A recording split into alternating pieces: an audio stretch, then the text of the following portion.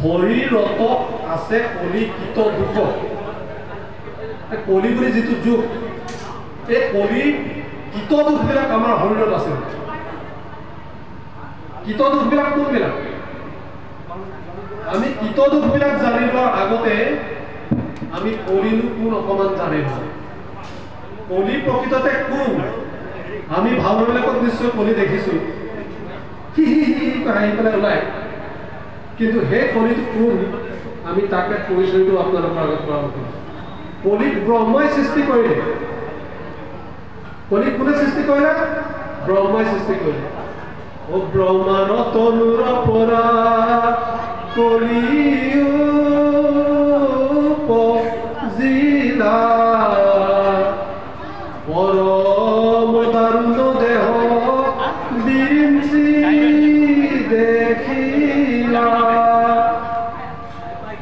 ব্ৰহ্মাৰ শৰীৰৰ পৰাই কলিক সৃষ্টি হ'ল কলি কেনেকুৱা বোলে পৰম দাৰুণ একদম দুৰ্য এটা মহা মানে তুৰন্তৰ দেহ আৰু বহুত ডাঙৰ তেতিয়া ব্ৰহ্মাই নিজে সৃষ্টি কৰিলে কৰাৰ পাছত ব্ৰহ্মাৰ নিজৰে ভয় লাগে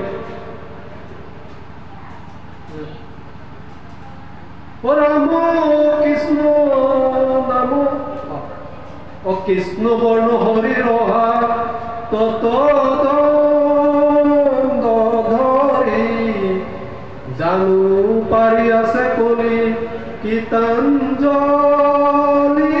কৰি একদম কৃষ্ণ বৰ্ণ একদম লাখুটিডাল লৈ আহি আৰু ব্ৰহ্মাই নিজে সৃষ্টি কৰিলে কৰি একদম লাখুটিডাল লৈ মানে ব্ৰহ্মাক আঁঠুকাৰি আছে ব্ৰহ্মাই ভাবিলে হাই এইটো মই কি এজন জন্ম কৰিম নিজৰ ব্ৰহ্মাৰ চিন্তা আহিল ও দেখি ব্ৰহ্মচাৰী মোৰে চিন্তিয়া চাহিলা তাৰ ভাৱ জানি পাছে কলি নাম দিলা ব্ৰহ্মাই চিন্তা কৰিলে তাৰ ভাৱ মূৰ্তিটো দেখিলে মুঠতে কৈছে কি আঁঠুকাৰি আৰু মোক কেনে জন্ম কৰিলি মোক ৰাজপথ লাগে আৰু তজু পাদ দেও উপদেশ কৈছে মোক ৰাজভোগ লাগে বুলি কৈছে তেতিয়া ব্ৰহ্মাই চিন্তা কৰিলে কৰি পেলাই ৰাম কৃষ্ণ 12 চাৰিলা তাৰ ভাৱ জানি পাছে কৰি যাম তাৰ ভাৱ মূৰ্তিটো দেখি পেলাই ব্ৰহ্মাই ভাবিলে কলি এইজনকে কৰি যাম তাৰ পাছত তেওঁ তাতে প্ৰাৰ্থনা কৰিছে নহয় মোক ৰাজভোগ লাগে বুলি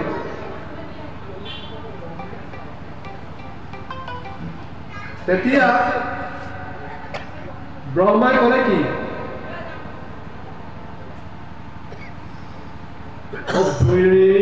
বুলন্ত কলি শুনা দুষ্ট চিত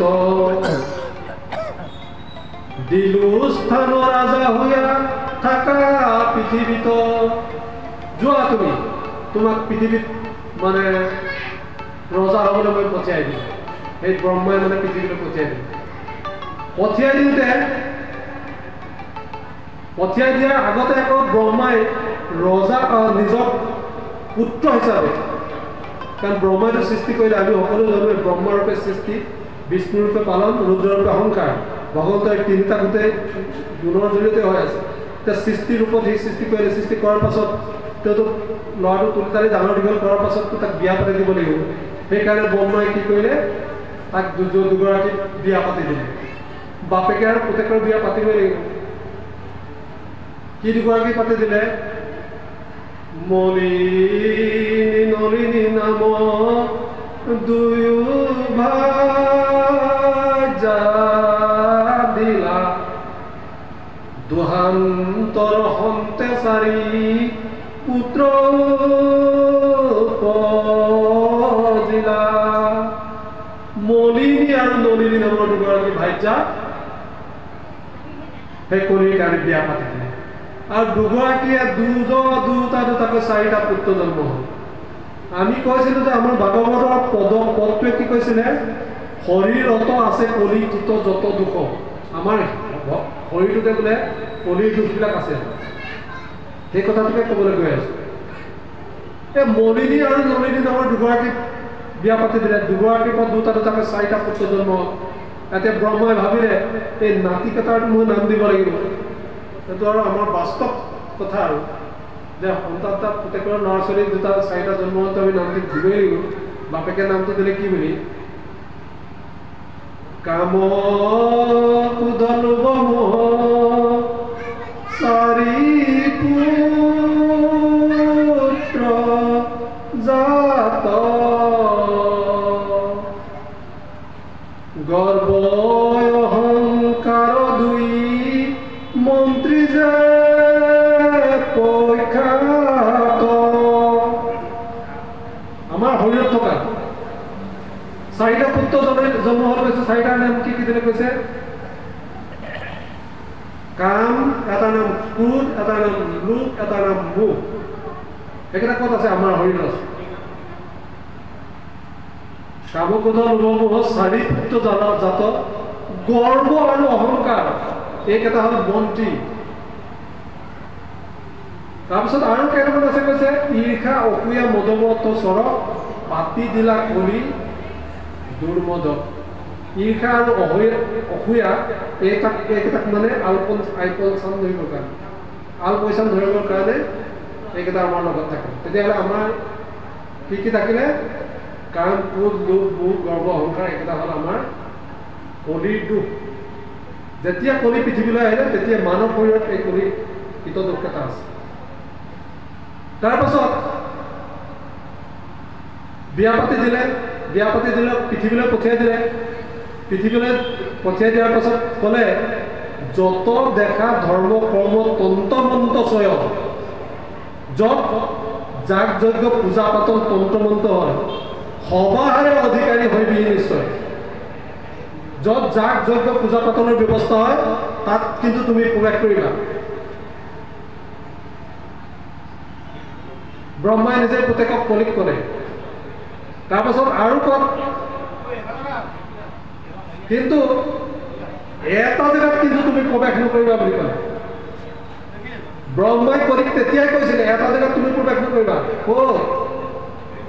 হৰি নাম কীৰ্তনত নাহিকে বিঘিনি আত্মদোহ আচৰিলে মৰিবি আপুনি। য'ত হৰিনাম কীৰ্তন চলি থাকিব তাত কিন্তু কলিত তুমি প্ৰৱেশ নকৰিবা। আৰু প্ৰৱেশ কেনেবাকৈ কৰিলে তুমি মৰিবা। তাৰপাছত কলি গুচি আহিল, আহি পৃথিৱীত পালেহি। পৃথিৱীত পাই তেতিয়া পৰীক্ষিত ৰজা আছে। পৃথিৱীত পাই এফালৰ পৰা ধৰ্মৰ 4টা ঠেং ভাঙিবলৈ যত্ন কৰিছে যদিও 3টা ঠেং ভাঙি পেলাই। তেতিয়া ধৰ্মই আৰু পৃথিৱীয়ে কান্দি কান্দি পৰীক্ষিত ৰজাক মানে ক'লেহি যে কলি নামৰ এজন মানুহ আহিছে, যিজন দুৰ্দান্ত, যাত ধৰ্ম কৰ্ম নাই, গতিকে তেওঁ আহিছে। সেই বুলি কোৱা পৰীক্ষিত ৰজাই দেখিলে যে এইজন দুৰ্জন, এই দুৰ্জনজনে ধৰ্ম নষ্ট কৰি এফালৰ পৰা মানে মানুহবিলাকক বেয়া ভাৱ, কাম ক্ৰোধ লোভবোৰ চবৰে অন্তৰত সোমোৱাই দিছে। ক'ত দিছে? জৈত খেলে জোৱা পাখা কৰে মদ্যপান, য'ত জোৱা পাখা মদ খেলে, মদ খায়, সেই তেনেকুৱা জেগাটো সোমোৱাই দিয়ে। মানে মনোভাৱবিলাক চবৰে অন্তৰত সোমাইছে, কাৰণ চবৰে অন্তৰত কৰি বিৰাজমান হৈ গৈছে। তেতিয়া পৰীক্ষিত ৰজাই ভাবিলে যে ইয়াক বধ কৰিব লাগিব। আৰু পৰীক্ষিত এনেকুৱা এজন ৰজা, যিজন ৰজা সপ্তদ্বীপ পৃথিৱীৰ ৰজা বুলি কৈছে। যিমানবোৰ পৃথিৱীত ৰজা আছে সমস্ত ৰজা তাৰ তলতীয়া, সেইকাৰণে তাক চক্ৰৱৰ্তী ৰজা বুলি কোৱা হয়। তাৰ গাত ইমানেই শক্তি আছে। আৰু তেওঁ কি কৰিলে? হাত মেলি পেলাই ডাৱৰৰ পৰা এখন তৰোৱাল পাইছিল। ভাগৱতৰ 2য় স্কন্ধ লিখা আছে। ডাৱৰৰ পৰা হাতখন মেলি দিয়াৰ লগে লগে ডাৱৰ পাতি এখন তৰোৱাল আহিছিল। আৰু তৰোৱালখন লৈ আহি পেলাই পৰীক্ষিতক কাটিব খুজিছিল, কিন্তু নেকাটিলে। পৰীক্ষিতে সেই কলিক কাটি পেলাব খুজিছিল, কিন্তু নেকাটিলে। কেলে নেকাটিলে? যদিও কলি হেনো দুখৰ সাগৰ, তাতো এটা মহাগুণ আছে কৈছে। এই যুগটো, কলি যুগটো, যিটো যুগত আমি আমি জন্ম হৈছোঁ, আমি পৰম সৌভাগ্যৰ বলতহে কলি যুগত জন্ম হৈছোঁ।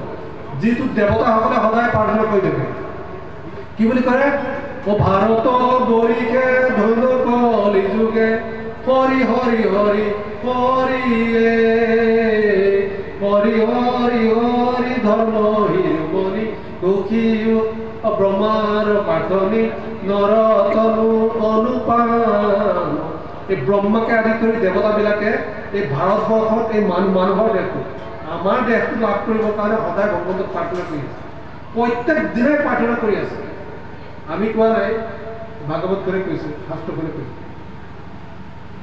যে সদায় যিমানবোৰ সমস্ত দেৱতা আছে দেৱতাবিলাকে সদায় এই মানুহৰ দেহটো কলিযুগত পাবৰ কাৰণে প্ৰাৰ্থনা কৰি আছে কিন্তু আমি মানুহৰ দেহটো পাইছোঁ পাই পেলাই আমি ঈশ্বৰক ভজনা কৰা নাই এতিয়া এই কলি যেতিয়া আহি গ'ল তেতিয়া এই কলি যুগটো এটা পুণ্যৱান যুগ যিটো শ্ৰেষ্ঠ যুগ বুলি কৈছে 4 যুগৰ ভিতৰত আটাইতকৈ শ্ৰেষ্ঠ যুগটো হ'ল কলি যুগ তেতিয়া পৰীক্ষিত যায় কলিক খুব ভালকৈ নিৰীক্ষণ কৰিলে ভালকৈ দেখি পেলাই কলিক নেমাৰিব খুজিছিলে কিন্তু নেমাৰিলে কেলে নেমাৰিলে এই কলি যুগত এটা মহৎ গুণ আছে বোলে কোনটো গুণ আছে ও দুখৰ সাগৰ কলি ও তাকো পৰীক্ষিত ৰাজা গুণ দেখি কৰিলা ৰক্ষণ স্ত্ৰী ক্ষুদ্ৰ অন্তজাতি তৰু কপনিতকে কৰি হৰি নামৰ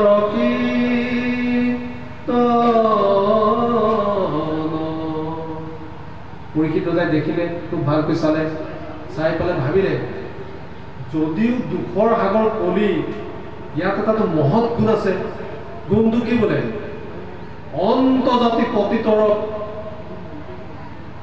যিবিলাক স্ত্ৰী ক্ষুদ্ৰ অন্তজাতি সকলোৱে স্ত্ৰী ক্ষুদ্ৰ অন্তজাতি মহিলাসকলে আইসকলে স্ত্ৰী মানে নাৰীসকলে সকলোৱে ঈশ্বৰৰ নাম লৈ পেলাই গতি লাভ কৰিব পাৰিব গতিকে তাক ৰাখি থোৱা ভাল এতিয়া সেইকাৰণে এই মানৱ জীৱনটো উত্তৰণ ঘটিবৰ কাৰণে ইয়াতে মানে এজন সুস্থ মানসিকতাৰ সন্তান জন্ম দিবৰ কাৰণে আমি ইয়াতে ওলাব পিণ্ডন ব্যৱস্থা ভাগৱতৰ ইয়াত ওলাব চাগৈ তাৰ কাৰণে আইসকলৰ ভূমিকা যথেষ্ট বেছি কাৰণ আপোনালোকে সকলোৱে জানে আইসকলে এটা সন্তান 280 পৰা 310 দিন গৰ্ভত লৈ ফুৰে সৰহখিনি সময় যেতিয়া জ্ঞাত বুধটো জন্ম হয় বুধ জন্ম হওঁতে কেতিয়াবা বুধ জন্ম হয় যেতিয়া আমি পঞ্চামীত যিদিনাখন খুৱাইছোঁ পঞ্চামীত খোৱা দিনাখনৰ পৰাই তাৰ জ্ঞান হয় আৰম্ভ হয় এইটো মনোবিজ্ঞানীবিলাকে শিশু বিজ্ঞানীবিলাকে পৰীক্ষা নিৰীক্ষা কৰি গৈছে আমাৰ ভাগৱতীৰ কৈছে ভাগৱতৰ 2য় স্কন্ধত কি কথাটো আছে তেতিয়া সেই সৰহখিনি সময় তেওঁৰ গৰ্ভত থাকে গতিকে এই মাতৃগৰাকীয়ে কি আচৰণ কৰিছে মাতৃগৰাকীয়ে আচৰণ কৰা গোটেই কথাখিনি এই গৰ্ভত থকা সন্তানটোৱে ওলাই থাকে মাতৃগৰাকীয়ে খোৱা গোটেই কথাখিনি সেই আহাৰখিনি তেওঁ গ্ৰহণ কৰে গতিকে তাৰ পৰা এজন সুস্থ মানসিকতা এজন সন্তান প্ৰকৃত মানৱ পিণ্ড কথা কিন্তু পৰীক্ষিত ৰজাই নেমাৰি পানে নেমাৰি তাক পঠিয়াই দিলে কি বুলি যে তোমাক মই অলপমান জেগা দিছোঁ